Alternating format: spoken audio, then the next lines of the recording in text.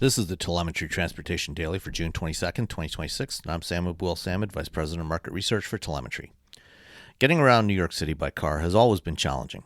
With a population density of 29,300 people per square mile and a lot of relatively narrow streets, the combination of delivery vehicles, refuse trucks, and emergency vehicles, as well as personal vehicles, create a lot of congestion.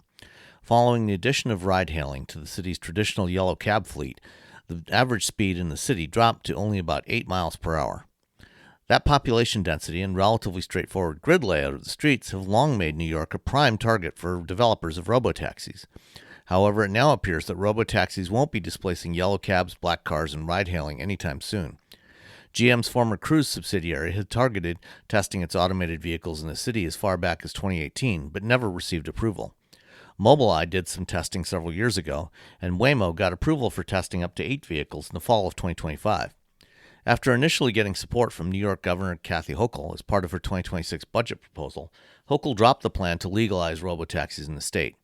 Politicians like Hochul and Mayor Zoran Mamdani have received a lot of negative feedback on plans for automated vehicles, particularly from labor organizations supporting existing human drivers. Mamdani has said he would weigh the interests of drivers in determining any future rules governing the technology. Similar pushback has been coming in Illinois and Washington, D.C., neither of which has approved these vehicles for commercial deployment.